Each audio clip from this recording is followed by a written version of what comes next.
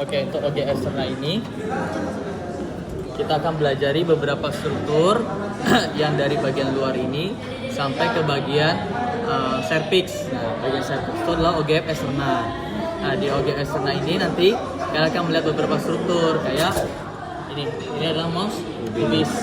Nah, mons pubis itu adalah bagian struktur paling depan, paling atas daripada OGF ya, mons pubis. Dimana nanti di pubis ini nanti akan ditumbuhi oleh rambut-rambut. Nah, rambut dan sini ada lemak. Terus di bagian bawahnya itu nantinya akan ada suatu kulit. Nah, kulit ini namanya adalah frenulum. Ya, kulit ini frenulum. Nama frenulumnya itu sebenarnya lebih lengkap adalah frenulum clistoridis. Nah, ada maksud, ada tujuan kenapa namanya frenulum clistoridis. Frenulum itu biasanya kulit. Nah, tapi kalau di bawahnya itu ada glans clistoridis. Jadi frenulum clistoridis ini fungsinya buat menutupi daripada glans clitoridis. Fungsinya buat proteksi. Lah, Mas, ngapain clitoridis kecil ini buat diproteksi? Oke, yang tengah aku nggak tahu. Hah? Kenapa? Kenapa dia diproteksi kayak gitu? Betul. Oke. Iya, pertanyaannya, jawabannya bagus, banyak sarafnya. Kira-kira kenapa kalau dia banyak saraf harus dilindungi?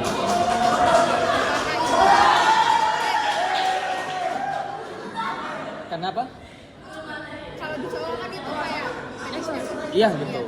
Artinya apa? emang buat koitus gitu. Jadi oke. Iya, bukan buat koitus malah.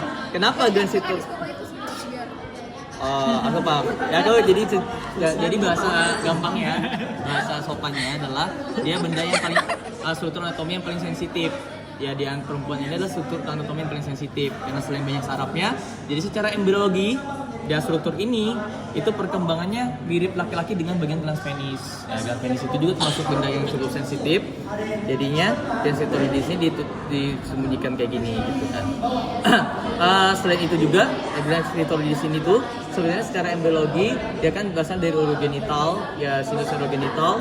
Nantinya tuh akan ada yang berkembang jadi glans penis. Nah, kalau pada laki-laki dia berkembang, kalau pada perempuan dia regresi jadi suatu glans clitoridis. Dimana glans clitoridis ini benar-benar mirip dengan penis. Kenapa? Nanti kalian kalau ngelihat struktur internalnya nanti ada krus. Ya, kalau pada penis kan ada krusnya kan. Nah, kalau pada clitoridis juga ada krus. Nanti ya krusnya melintang seperti ke arah sini, nah krus clitoridis. Terus nanti di sini di bagian samping-sampingnya itu adalah labium atau mulut. Jadi ada mulutnya gitu kan. Di sini ada labium majus, di sini ada labium minus ya. Labium minus, labium majus. Nanti di atas sini itu nanti ada sudut-sudut. Ini yang komisura labium posterior dan komisura yang anterior. Kan kalian bertanya, "Mas, kenapa namanya anterior posterior padahal ini atas bawah?" gitu kan. Nah, pertanyaan yang bagus. Ya, aku nanya sendiri. Kayak ini bagian depan. Kalau kalian lihat vagina tuh pasti kayak gini. Ya kan? Nah, kalau kalian lihat sini paling depan apa? Komisuranya. Makanya namanya komisura labium anterioris. Nah, yang paling bawah apa? Yang paling belakang apa? Komisura labium posterioris. Atau namanya posterior. Gitu. Orang namanya Latin itu kan mereka namanya langsung lihat dari organ tubuh manusianya langsung.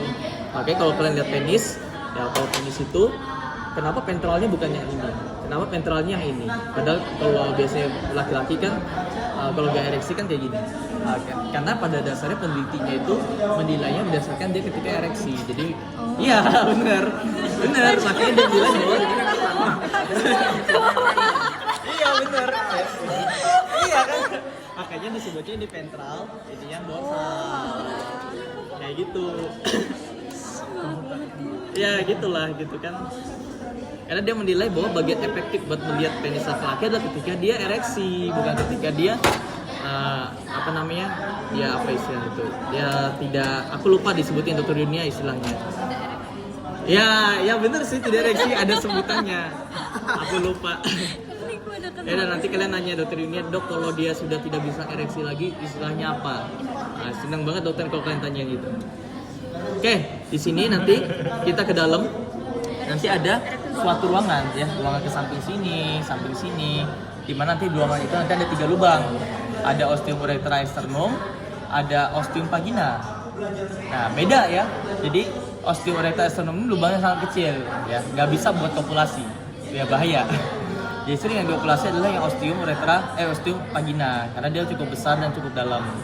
Ini juga dalam sih sebenarnya. Tapi di sini kalau kalian tahu lah lubang kemih itu yang paling atas, osteoureter sternum itu yang paling atas. Jadi kalian jangan kebalik kalau misalnya ditunjuk kayak ini merupakan suatu struktur anatomi apa. Jangan kalian jawab vagina. Kalian lihat ini udah kecil, paling atas itu pasti osteoureter sternum. Nah, justru vagina itu yang paling bawah ini. Nah, ini vagina. Nih, vagina itu yang bagian sini. Paling bawah dia vagina tuh. Ini aku bisa tempatin kayak ini vagina. Iya, kenapa? Hah? Tengah tuh nggak ada, tengah tuh nggak ada.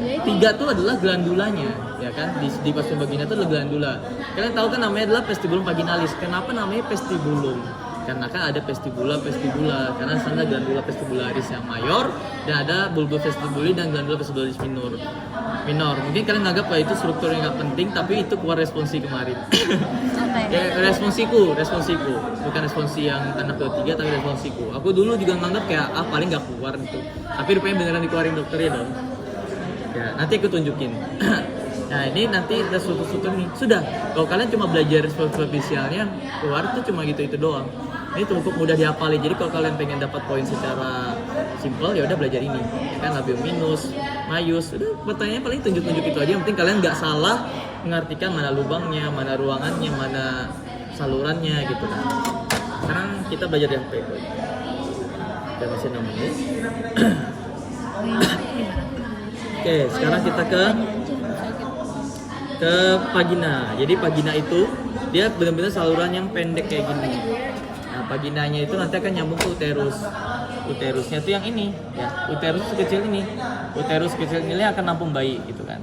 Wow. Nah, bayi itu masuk ke sini uterus. Ini vaginanya itu bagian sini. Ini bagian ini baru vagina.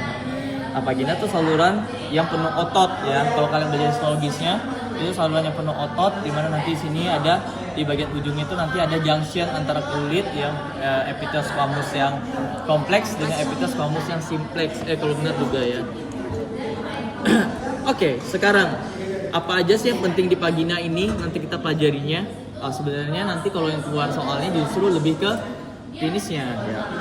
Salah satu klinisnya adalah inspekulo. Jadi kalau kalian melakukan tindakan di SL, nanti kalian belajar di SL juga, nanti ada tindakan inspekulo. Inspekulo itu untuk melihat dari struktur OGM eksterna yang bagian dalamnya. Itu nanti akan melihat cervixnya, melihat vaginanya. Selain itu juga kalian nanti akan bisa melakukan pap smear di sana. Yang entah nanti menilai daripada dia hamil atau enggak, atau dia menilai daripada dia kena infeksi vagina atau enggak, atau dia menilai daripada dia kena kanker atau enggak gitu kan. Ya, kalau kalian pelajari lebih lanjut akan kayak gitu. Nah, nanti soalnya apa sih yang pernah keluar ini di angkatanku, nanti pernah keluarnya gini. Ini tindakan ini namanya tindakan bla bla bla bla. Di tindakan ini kalian akan melihat beberapa struktur anatomi. Sebutkan apa strukturnya. Ya, kalian bisa melihat cervix. Kalian kan pernah di dokter selfie dia pasti.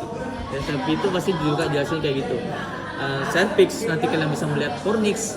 Ya, sebutin fornixnya secara lengkap, apa yang kalian lihat, anterior, posterior, atau lateral.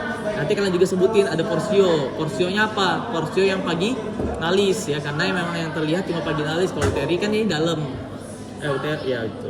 Terus nanti kalian juga melihat dinding-dinding vagina, jangan lupa juga kalian juga sebutin buat terlihat dinding-dinding vagina. Udah, jawabannya itu udah benar, dapat poin 4 atau 8. 4 ya harus. Oke. Juga salah satu yang sering dipelajarin adalah namanya himen. Jadi di ostium vagina itu ada yang namanya himen. Jadi di apa namanya? Ini. Ada himen. Ya, jadi himen itu nanti ada 5. Ya, jadi ada himen yang anulus, ada himen yang septal, ada himen yang cribriform, ya. Dan sama ada himennya namanya parotus. Nah, kelima himen ini itu merupakan suatu variasi yang ada di wanita ya. Nah, variasi ini juga ada yang merugikan, ada yang ada yang biasa aja gitu. Ini biasa aja. Yang paling umum adalah yang anulus. Nah, himen-himen ini kalau sudah mengalami kopulasi, sudah terjadi kecelakaan atau bahasa benda asing, dia bisa terjadi namanya karunkula himenalis. Karunkula himenalis itu adalah sisa-sisa selaput darah akibat yang populasi tadi itu. Terus, nah sekarang pertanyaannya adalah, Mas, ada kondisi klinis apa lagi yang sering dikeluarin dokter di himen ini? Nah, ini dibanding, mungkin aku nggak tahu nih keluar di responsi atau enggak, tapi biasanya UB ada suatu kondisi himen, jadi tidak punya lubang sama sekali, tertutup dan itu berbahaya. Nah, Berbahaya ketika apa? Ketika mens. Namanya apa himennya? Puri Yang keluar di tes tadi. Himen imperforata ya. Kenapa namanya imperforata? Karena dia nggak punya lubang. Himen yang nggak punya lubang itu mungkin pada waktu anak-anak dia nggak terdeteksi dan itu biasa aja. Emang nggak nyebabin apa-apa. Tapi kalau dia sudah mengalami menstruasi, peluruhan darah, ya akan meluruh dindingnya. Terus dia keluar kemana? Kalau dia ketutup, akan terjadi bulging di sana. Bulging daripada himen itu berbahaya karena himen itu selain satu darah, dia bisa numpuk-numpuk situ terus. Dia nggak sadar dia mens, bisa aja terjadi pendarahan yang lebih dahsyat ataupun terjadi infeksi akibat apa darah kotornya banyak di situ. Oke, sekarang kita ke sini. Nah ini kemarin yang aku bilang bahwa di angkatanku itu substansially keluar. Itu ada namanya vestibulum. Yang ini kalian jangan ketukar. Glandula vestibularis major itu bukannya ungu, tetapi yang glandula vestibularis major itu yang hijau. Itu kalian ingat-ingat, hijau ini, yang biji kayak hijau ini, itu adalah glandula vestibularis major. Sedangkan yang ungu itulah barulah namanya bulbus vestibulum. Ya, bulbus vestibulum. Nah, tadi kan kalian bertanya-tanya, Mas, mungkin kalian bertanya, Mas kok bisa secara embriologi klistoris itu adalah merupakan penis? Nah, kalau kalian melihat secara struktur, ya, kalau kalian buka vaginanya kalian belah, kalian melihat di sekitar sifisis pubisnya, itu akan terlihat krus, ya otot. Hah, kok ada otot lagi? Kalian meneliti, kalian bertanya-tanya, oh ototnya kok nyambung ke klitoris? Oh rupanya itu dinamai sebagai suatu krus.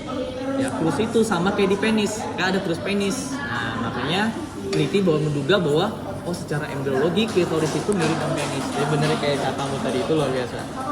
Oke, sekarang selesai. Sama ini kita ke klinis terakhir itu tentang perineum ya. Di perineum ini bagian bawah sini ini perineum dari segitiga, di mana perineum itu nanti ada musculus sphincter ani. Musculus sphincter ani ini dia bisa mengalami ruptur ketika dia mengalami kelahiran, di mana lingkar kepala bayi itu lebih besar dibanding base-nya gitu kan, atau dia gendut atau gimana gitu kan. Nah itu bisa mengalami kerobekan, ya dibanding mengalami kerobekan otot mending dikorbankan kulit dan lemak. Kenapa? Karena pada masa pemulihan otot jauh lebih lama dibanding kulit. Kalau kulit ya bisa dijahit, kalau otot ya lama, dia penjahitannya susah. Juga selain itu juga pemulihan juga lama gitu, dibanding korbanin otot mending lu korbanin kulit atau itu ya. Tindakannya namanya apa? Episiotomi karena dia di pinggir namanya epi, karena pembelahan siotomi ya, tomi itu intinya insisi. Oke, selesai. Ada yang mau ditanyain nggak dari sini? Oh sama, kemarin dokter Selvi itu nekenin bahwa musculus sphincter vagina itu ada 4. Apa aja? Tubuh vaginalis, apalagi? Habis sphincter uretrovaginalis. Itu pokoknya kalian hafalin karena itu nanti salah satu klinisnya adalah prolaps vagina, di mana kalau ada kelemahan D4 otot tersebut bisa mengalami prolaps vagina entah pada populasi atau melahirkan. Oke, aku mau berkata satu kata yang bagus.